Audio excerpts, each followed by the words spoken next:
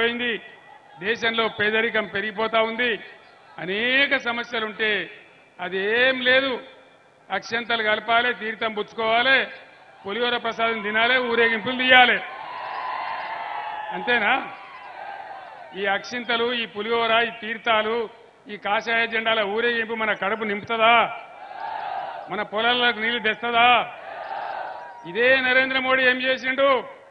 కేసీఆర్, నువ్వు తెలంగాణలో ప్రతి బోరుకు మీటర్ పెట్టాలి, పెట్టకపోతే నిన్ను దించేస్తా, నిన్ను వడగొడతా, నీ ఎమ్మెల్యేలను కొంటా, నీ రాష్ట్రానికి వచ్చే 25,000 కోట్ల రూపాయలు ఇయ్యా.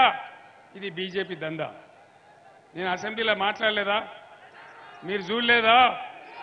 నేను చెప్పిన నరేంద్ర మోడీ గారు, నా తలకాయ దిగిపడ్డా సరే నా రాష్ట్రంలో ప్రజలకు కరెంటు కావాలి,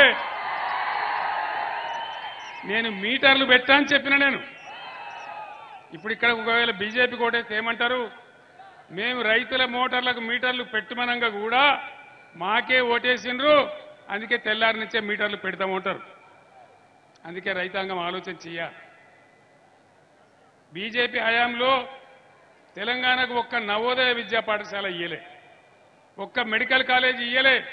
నేను 150 సార్లు ఉత్తరాలు రాసిన, 50 సార్లు ఢిల్లీకి పోయి మొరబెట్టుకున్నా. మేము కొత్తగా రాష్ట్రమైన మేము బతకాలే, 15 ఏళ్లు కొట్టాడి ఉద్యమం చేసినాం, కాబట్టి మాకు కావాలంటే ఒక్క నవోదయ పాఠశాల ఇయ్యలే. చట్టం ప్రకారం ఇచ్చే పరిస్థితి అయితే ఇవాళ శేఖర్ రెడ్డి గారి నాయకత్వంలో భువనగిరిలో ఎయిమ్స్ తెచ్చుకున్నాం అన్నాడు కొట్లాడి. బ్రహ్మాండంగా మనకిక్కడ నవోదయ పాఠశాల వచ్చేది భువనగిరిలో, కానీ బీజేపీ ఇయ్యలే. ఇవాళ బీజేపీ నుంచి పోటీ చేస్తే ఆయన ఆనాడు ఎంపీగా ఉన్నాడు. మరి ఇలా ఏం ముఖం పెట్టుకొని ఈయన ఓట్లు అడుగుతా ఉన్నాడు? దయచేసి ఆలోచన చేయాలి, గుడ్డిగా ఓట్లేయడం కాదు. అదేవిధంగా మనకు రాగానే 7 మండలాలతో ఆంధ్రాకి ఇచ్చేసినాడు నరేంద్ర మోడీ. 400 మెగావాట్ల సీలేరు ప్రాజెక్టు తీసుకుపోయి ఆంధ్రాకి అప్పచెప్పినాడు. మన నోట్లో మన్ను కొట్టి. ఆనాడు మనకు కరెంటు షార్టేజ్ ఉంది, బాధపడతా ఉన్నాం, కొత్తగా రాష్ట్రమైనాం, కానీ నిర్దాక్షిణ్యంగా మనకి తీసుకొని పోయినాడు. కాబట్టి దయచేసి నేను మీ అందరినీ కోరుతా ఉన్నా, నరేంద్ర మోడీ లేకుండా, బీజేపీ లేకుండా ఇంకా ఏ ప్రభుత్వం ఉన్నా కేంద్రంలో మనకు బ్రహ్మాండంగా లాభం జరిగేది. తెలంగాణ భారీగా నష్టపడ్డదే భారతీయ జనతా పార్టీ కేంద్ర ప్రభుత్వం వల్ల. మళ్ళీ సిగ్గు లేకుండా వాళ్ళు ఏ విధంగా ఓట్లు అడుగుతున్నారో, ఏం మాట్లాడుతున్నారో మీరు ఆలోచన చేయాలి. ఆనాడు తప్పిపోయి ఓటేస్తే బీజేపీకి 4 ఎంపీలు గెలిచింది. అందులో ఒక ఆయన కేంద్ర మంత్రి అయిండు. ₹1 అనేది తెచ్చిర్రా వీళ్ళు? ₹1 ₹5 పైన చేసిండ్రా? మరి ఇప్పుడు గెలిపిస్తే ఏం చేస్తారు? ఏమైనా చేస్తారా? ఏం లేదు. ఇక పసుపు కలప, బియ్యం కలప, అక్షింతలు కలప, ఊరూరికి వంచ, పులిహోర వండ, 10 మందికి పెట్ట, ఓట్లు దొబ్బ. అంతేనా? యువకులకు నీకు ముఖ్యంగా మనవి చేస్తా ఉన్నా, మా వయసు మీరిపోతా ఉంది.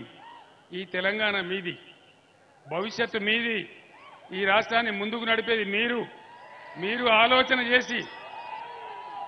ఆలోచన చేసి బుద్ధితో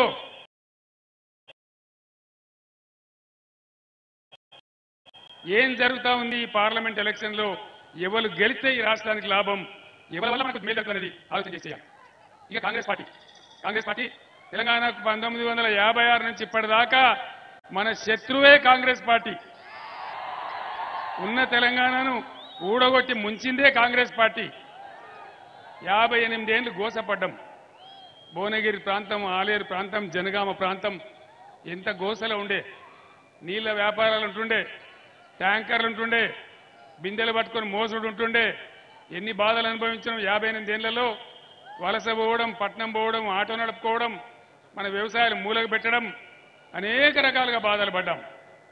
ఆనాడు ఎవరు లేకపోయినా, ఎవరు ధైర్యం చేయకపోయినా ఖచ్చితంగా ఈ తెలంగాణ విముక్తి కావాలి, ఇది సొంత రాష్ట్రం కావాలి, బ్రహ్మాండంగా ఉండాలని నేను ఒక్కని, నాతో పాటు జగదీష్ రెడ్డి లాంటి 10 మంది పిడికడి మంది మిత్రులతోని ఆనాడు ఎవడు లేకపోయినా మిమ్మల్ని నమ్ముకొని నేను ఉద్యమం ప్రారంభించిన.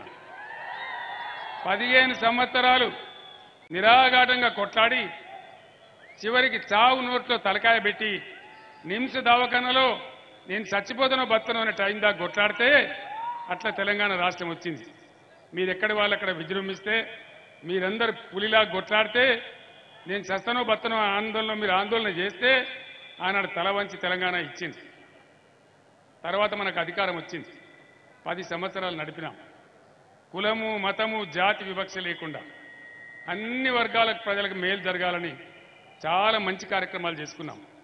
నేను నా ప్రజలను నేను తెచ్చిన రాష్ట్రంలో నా ప్రజలను ఒక తల్లికోడిలాగా పిల్లలను కాపాడుకున్నట్టు ఈ వర్గం ఆ వర్గం లేకుండా అందరినీ కూడా ఆదర చేసుకున్నాం. ప్రతి వాళ్ళని కాపాడినాం. రైతుల విషయానికి వద్దాం. ముందు రైతులకు సంవత్సరానికి ఎకరానికి 10,000 ఇచ్చి బ్రహ్మాండంగా రైతు బంధు కార్యక్రమం భారతదేశంలోనే మొట్టమొదటిసారి తెచ్చిన గవర్నమెంట్ బీఆర్ఎస్ గవర్నమెంట్.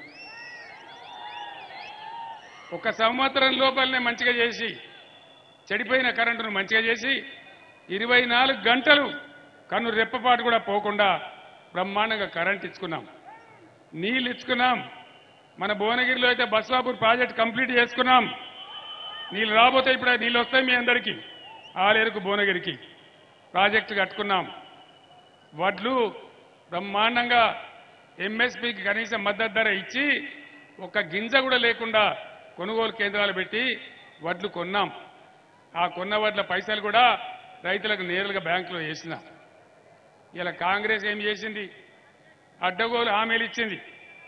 అడ్డగోలుగా హామీలు ఇచ్చి కేసీఆర్ 10,000 ఇస్తాడు కదా, మేము 15,000 ఇస్తాం. కేసీఆర్ 1,00,000 మాఫీ చేసిండు కదా, మేము 2 లక్షలు మాఫీ చేస్తాం చెప్పిండ్రా? రైతు బంధు అందరికి వచ్చిందా? రాలేదా? ఇది ప్రజల మాట, నేను చెప్తలేను. రాలేదు కదా. ఉంటుందో ఊడగొడతారో అది కూడా తెలుస్తలేదు. 5 ఎకరాలకే ఇస్తాం, 3 ఎకరాలకే ఇస్తాం. నీ అబ్బా జాగిరి పోతుందా? నీ ముల్లేమైనా పోతుందా? రైతులకు ఏమైనా బెంచ్ కార్లు ఉన్నాయా? రైతుల దగ్గర ఏమైనా కోట్ల రూపాయల ఆస్తులున్నాయా? 5 ఎకరాలకు ఎత్తామంటే 6వ ఎకరం నోడు ఎటు పోవాలి? 7 ఎకరాల నోడు ఎటు పోవాలి? ఒక దెబ్బ అది పెట్టిండ్రు. తర్వాత ప్రాజెక్టులో నీళ్ళు ఇచ్చే కాడ నీళ్లు సరిగా ఇయ్యలే, అట్లా పంటలు ఎండబెట్టిండ్రు. మంచిగా నడిచిన కరెంటు నాశనం చేసి రోజు ఎప్పుడు పోద్దో ఎప్పుడు వస్తుందో మళ్ళా ఆ పరిస్థితి తెచ్చి మొత్తం పొలాలు ఎండబెట్టినారు. మాయమైపోయిన బోరు బండ్లు మళ్ళా ఊర్లలోకి వచ్చినాయి. క్రేన్లు పెట్టి పూడికలు బాయిలు తీసేటువంటి క్రేన్లు మళ్ళా ఊర్లలోకి వచ్చినాయి. ఇది సమంజసమేనా?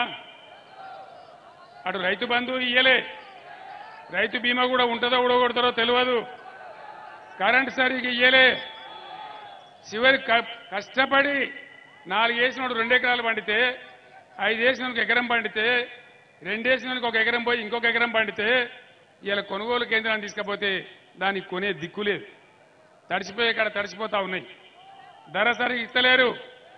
మిల్లర్ల దగ్గర వీళ్ళు కమిషన్లు దొబ్బి మిల్లర్ల దగ్గర చేసినారు కాబట్టి వాళ్ళు కొనడానికి ముందుకు వస్తలేరు.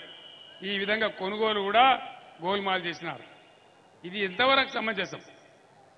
4 నెలల కింద 5 నెలల కింద మంచిగా నడిమింట్ల బండి కరెంటు పెట్టుకొని తెల్లారిపోయి పొలం చూసుకున్న రైతులు మళ్ళా